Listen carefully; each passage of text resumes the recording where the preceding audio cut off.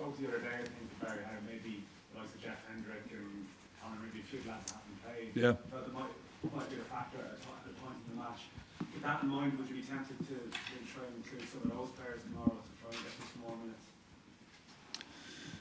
There's a dilemma, isn't there? Whether I try and include those who have not had minutes, as opposed to trying some of those who have had no minutes at international football.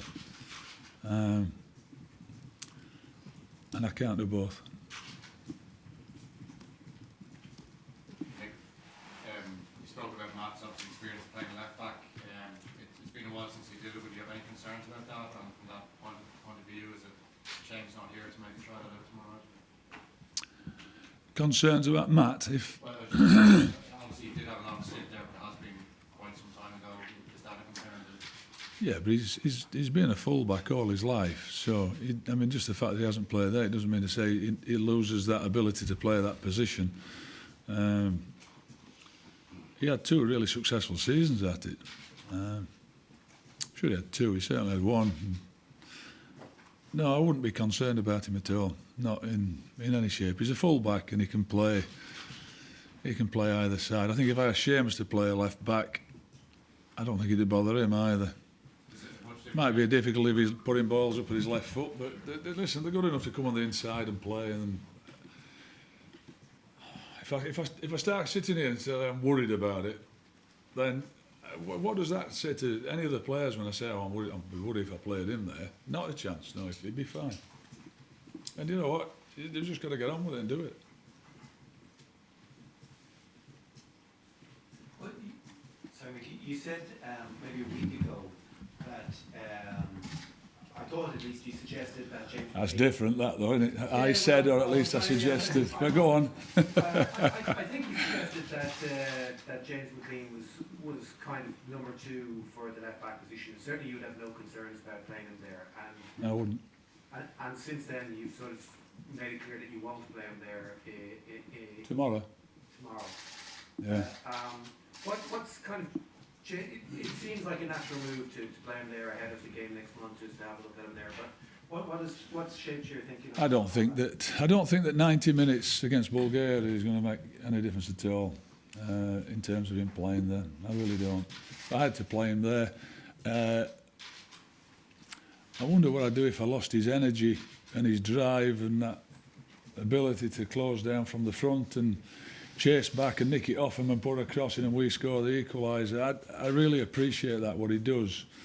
So I just tell you, the left back slot isn't concerning me. If I look and think he's not there, if Stephen Ward's playing, I'm sure he'd come back and play. If Greg Gunningham's playing, he'll come back and play. They've been playing it all their lives. 90 minutes in this, it's not going to bother me. Yes, Philip. 2 things. First on the left back, you haven't mentioned Cyrus Christie.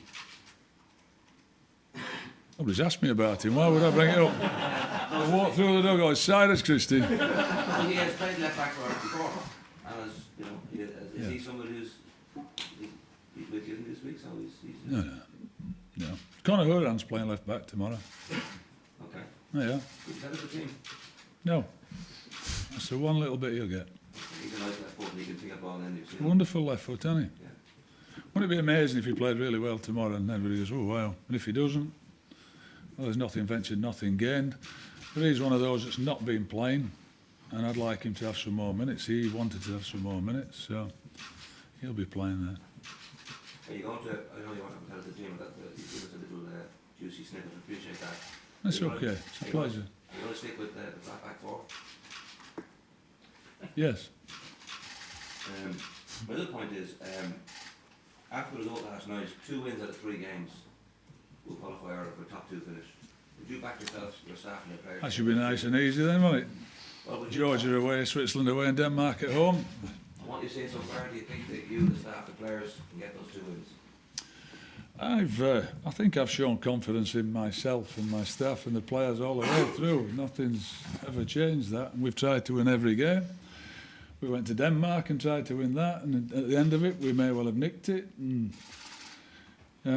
we tried against Switzerland to beat them, we didn't, but we've remained unbeaten. I've always got confidence in us that we can win the games, yes. Just ask on Conor Hourihane, what sort of I don't know, make you feel that he can fulfil that role at left back, other than his very good left. Well, he's a very intelligent player, that's for sure. He's got a wonderful left foot. If we can get him further up the pitch and get him so he can deliver crosses, then we should we should get a bit of joy out of that. We'll see whether he can, depending on who's up against him. If he's got a flying winger, can he deal with it? But he's going to get 90 minutes, and he might not get that many more between now and next month. So, and at least I'll have had a look at him and see that. Might be another string to his bow. And all the others, I know they can play there. And playing against Bulgaria is not going to convince me one bit more that Stephen Ward's any better or Greg Cunningham can do it. He was with us all in the summer. James McLean. That problem will come in October, that issue, and I'll deal with it then. With Conor, Mick, you said you'd be telling the players this morning, or teammates, when you're playing somebody like Conor in a relatively unfamiliar position, do you sit down and talk to him about that before you make that decision, or is it a question of just trusting him and wanting to have a look at it and just tell him what? No, I spoke to him yesterday about it, yeah.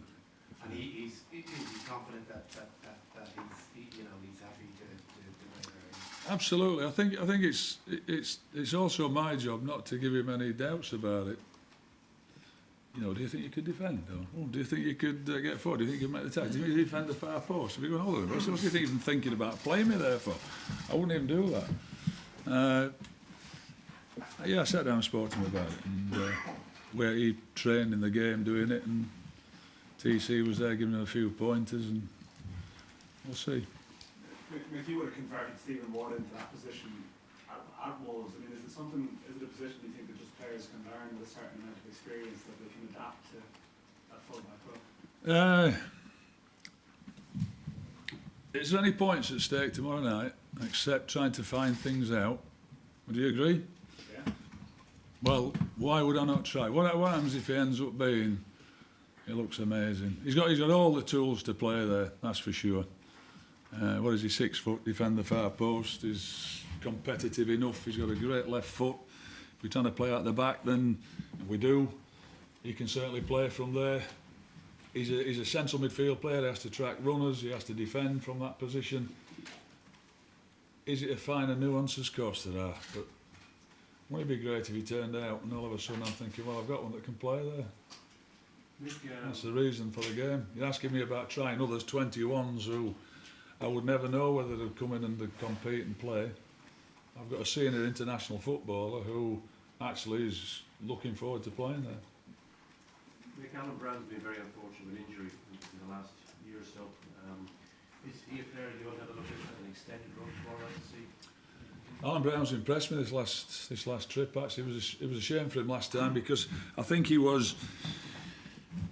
been carrying injuries from before. I don't think he was that confident. He then ended up getting another knock and he had to go home. But he's impressed me in training. I've been really pleased with him. Is he someone you think that could come in soon into the team for competitive matches? I've no reason why not. Not having seen him play for Preston on a number of occasions. He's. I was talking a lot about him last year because I think he got 12 goals when we were talking about him coming in. And we've not had that many goals in this campaign, so if you can add them from midfield, it'd be great.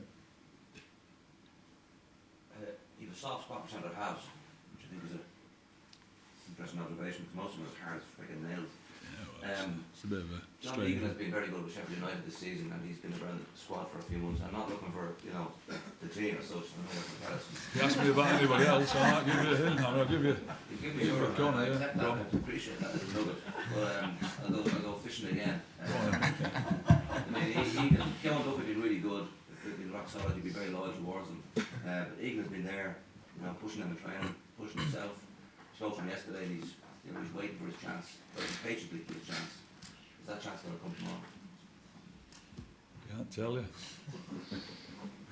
Well, I haven't told them yet, so I'm hardly going to tell you, or anybody else, or you as in In the group, yeah. the group. I'm not just picking on you, Philip, of course. Yeah, but what do you like about Ian?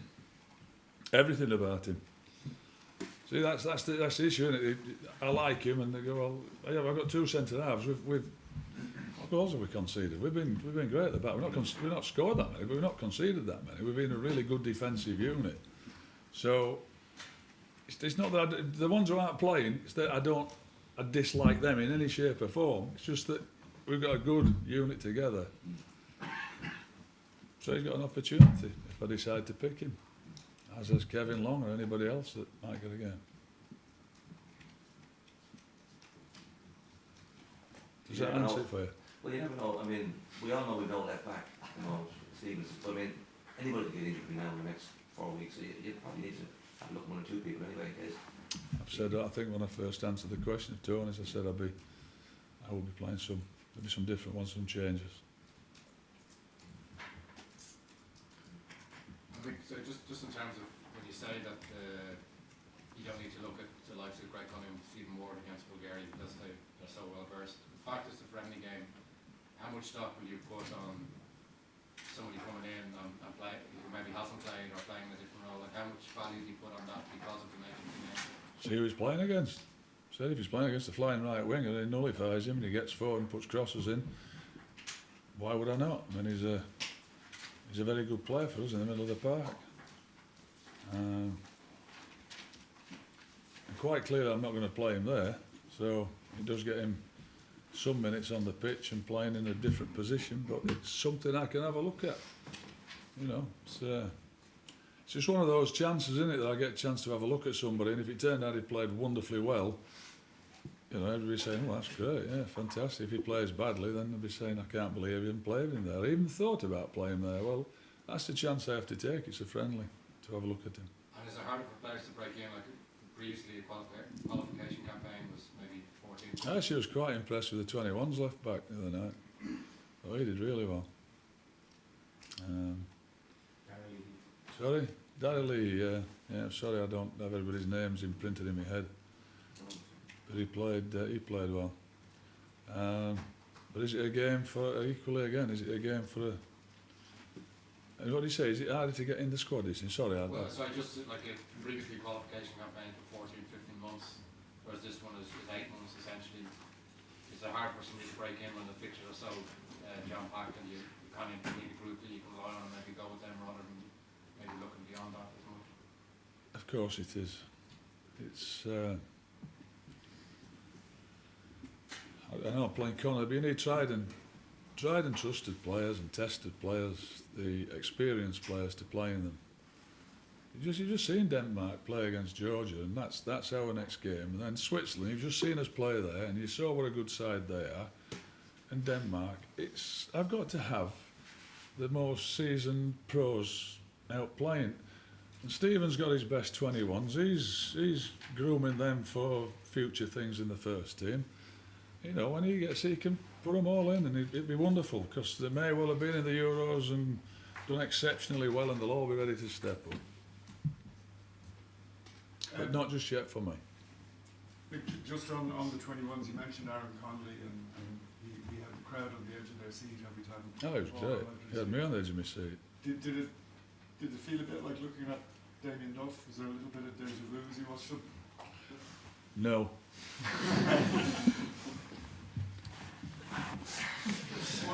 No, but how... I'm not giving him that label. No. But I mean, a lot of people looked at him and thought there was a bit of a flashback to young Duff. But just in terms of his style and his electrifying dribbling, I thought exciting is he as well? I thought he was exceptional on the night. And what I loved about him is that there's not many now, because they all tend to play on the opposite side. They all want to come on the inside and play, and nobody's really got the balls to stand Seamus up on his and say, right, I'm going to run down the outside of it, and I'm going to take you on, and I'm going to keep taking you on, and by the way, I'm going to keep getting past you and put crosses in. Not many do it, do they? They all want to go on the inside. It's been a few. It must be you that taking on, it's just you. There obviously are a few that take Seamus on. It was great to see him do it, and then when of course if they doubled up, he's happy to come on the inside and play into the front man. So I thought he was him and Malumbi were the two standout players. I really liked his performance, that's for sure. I mean, the goal he set up was great.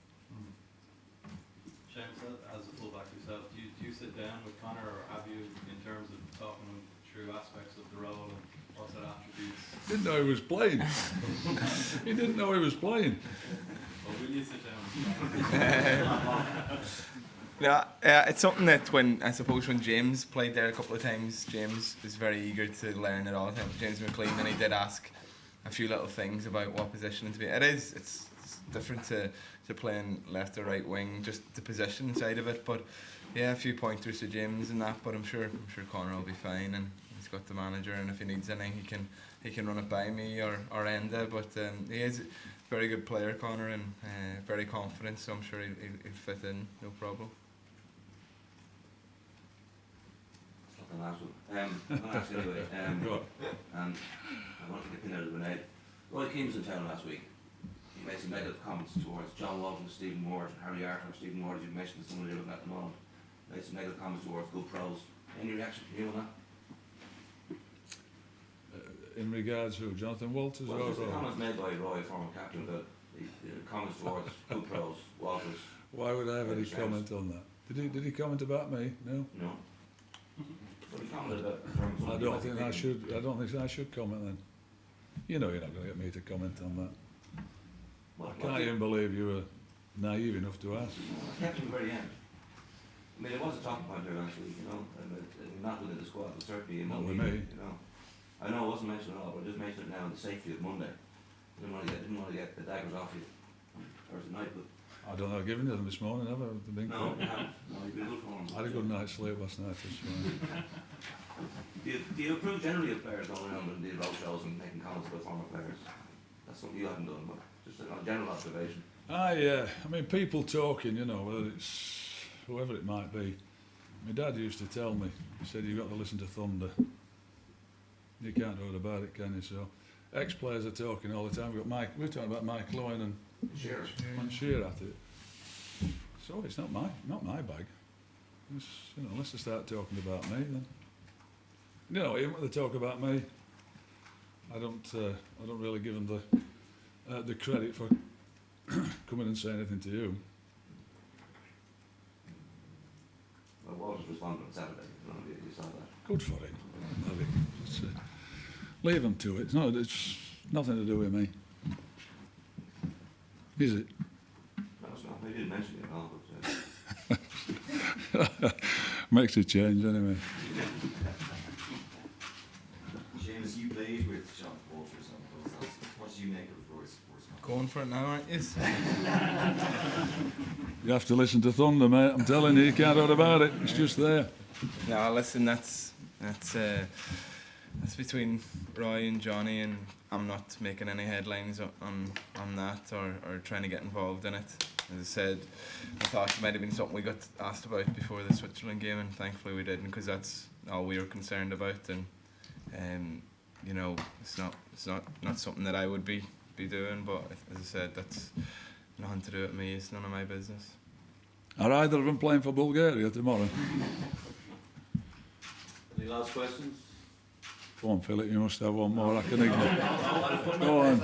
I'd just like to ignore you again on the last one, that's all. Just while we're having fun and having this, you know, this preamble. It's all right.